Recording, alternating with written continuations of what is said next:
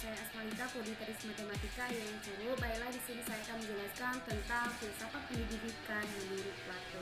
Saksikan video berikut ini. Filsafat pendidikan menurut Plato. Plato adalah murid Sokrates yang terkemuka. Ia menyerap ajaran-ajaran pendidikan Sokrates serta mengembangkan ke dalam sistem filsafatnya sendiri secara lengkap. Plato ini pula lah yang mendirikan sebuah akademi, suatu pusat untuk studi. Uniknya, biaya pendidikan kampus ini adalah hasil uang yang dikumpulkan teman-teman Plato di Athena untuk mengganti uang tebusan yang digunakan pedang Mesir saat menembus Plato ketika ia jatuh dalam perbudakan. Kemudian Plato lahir di keluarga aristokrat kaya. Plato kehilangan ayahnya, Arison, yang mengaku keturunan Kadmus yang pernah berkuasa abad ke-7 Masehi sebagai raja terakhir Athena. Ibu Plato, Perictisiones, adalah keturunan keluarga Solon, seorang pembuat undang-undang, penyair, dan pemimpin militer dari kaum ningrat dan pendiri terkemuka demokrasi Athena. Bagi Plato, pendidikan suatu bangsa harus dilaksana untuk kepentingan negara dan perorangan. Pendidikan harus memberikan kesempatan kepadanya untuk tampil menunjukkan kesanggupan diri pribadinya. Bagi negara, pendidikan bertanggung jawab memberikan perkembangan kepada warga negaranya agar dapat berlatih, terdidik, merasa bahagia dalam menjalankan peranannya saat melaksanakan kehidupan kemasyarakatan. Di sebuah negara, idealnya pendidikan memperoleh tempat yang diutamakan serta mendapat perhatian yang paling khusus sebab ia adalah panggilan mulia yang diselenggarakan oleh negara.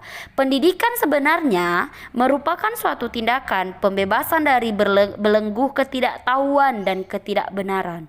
Nah, sebab pendidikan itu penting. Sebab dengan pendidikan, orang-orang akan mengetahui apa yang benar dan apa yang tidak benar. Dengan pendidikan pula, orang-orang akan mengenal apa yang baik dan apa yang jahat.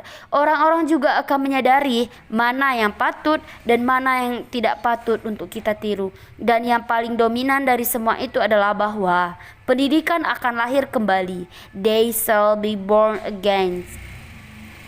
Dengan demikian, jelaslah pula bahwa peranan pendidikan yang paling utama bagi manusia adalah membebaskan dan memperbaharui.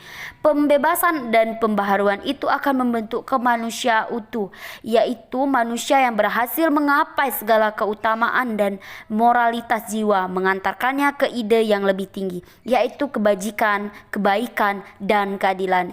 Cita-cita Plato yang paling agung terus digenggamnya sampai akhir hayatnya.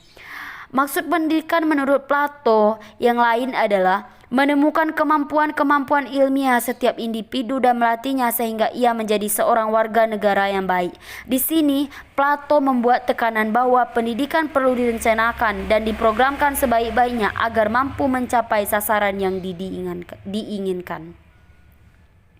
Kemudian dengan pengertian lain, pendidikan yang baik haruslah direncanakan, diprogramkan dengan baik pula, guna berhasil menunjang rencana propaganda dan sensor.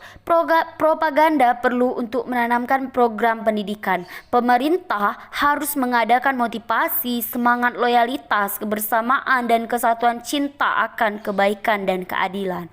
Adapun hal yang terlewatkan oleh Plato dalam bidang pendidikan terlihat pada pendidikan dasar dan pendidikan untuk kelas penghasil yang merupakan satu-satunya kelas dalam golongan karya yang sebenarnya merupakan golongan terbesar dalam negara.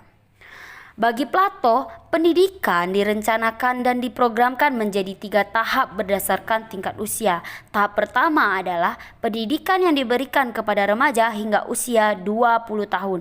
Tahap kedua, pendidikan dari usia 20 tahun sampai 30 tahun. Dan tahap ketiga, pendidikan dari 30 tahun sampai usia 40 tahun.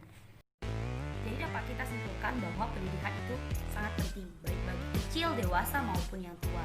Jadi untuk pendidikan sebaiknya kita programkan dan rencanakan terlebih dahulu karena sesuai dengan tingkatan kemampuan untuk menerima pendidikan itu. Nah, kemudian